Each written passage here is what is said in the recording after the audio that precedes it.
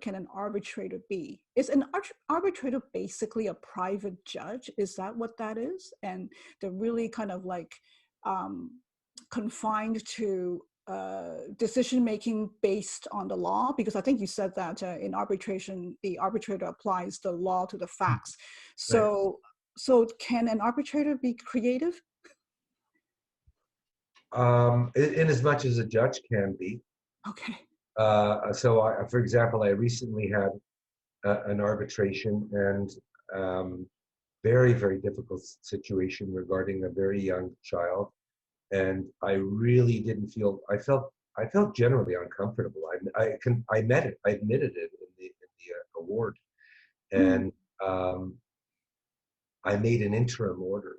I didn't want to finalize it because I didn't feel in circumstances with the pandemic going on that it warranted final order. So I could do that. A judge may not have.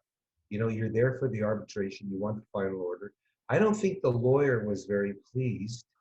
In fact, interestingly, the three parties are involved, mother, father, and one of the grandparents. And the mother didn't have a lawyer, the father did.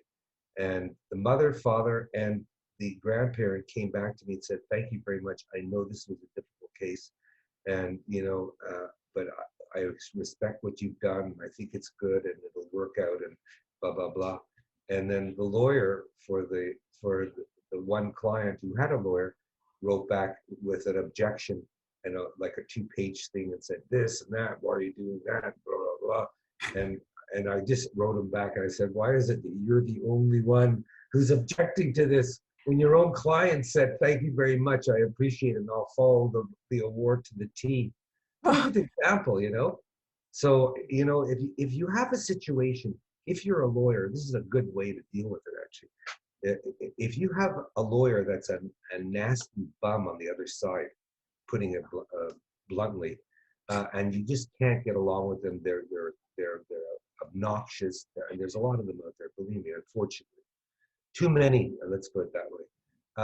Get it into mediation arbitration, because you can cut out the lawyer a lot, and at least the person can have their say within that process. And then, never mind just forget about the arbitration, just the mediation. The person can have their say.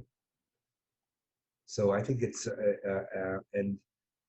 avoid the lawyer. And the only problem that concerns me a lot of times is people are entitled to independent legal advice, and if they do come up with what I call a creative solution. For example, I know that I brought $100,000 into this marriage, and I put it into the matrimonial home, which is a matrimonial home that exists today. I'm going to lose that $100,000. If you're during the marriage and it's $100,000 that you invest because Marty got an inheritance, his grandfather died, and he takes it and puts it into the home, they end up separating. The home's worth 10 times the amount of money these days. Tough luck, you can't get that $100,000 because the law says you can't get it. In mediation, you might say, well, you know what? This is money from your family. I don't feel right. And I'd say collaborative process as well. I don't feel right about taking that money, you know? I think you should take that and keep that, you know?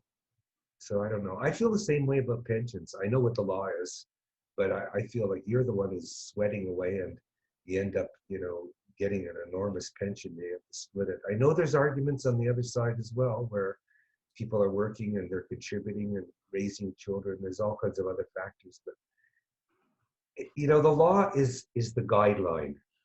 You know, the law model gives us the guideline. This is where it's at. Mm-hmm. But if you can steer out of it and do it, then you can do it. I mean, as long as you're two consenting adults, you can do it. You don't have to follow it necessarily. That makes so much sense, because sometimes I find that it's really funny. I think a lot of litigants, even including myself, seem to be very fixated about the law because we're very obsessed about the legal rights. And we all want to be protected by our legal rights, and we don't want to give up our legal rights.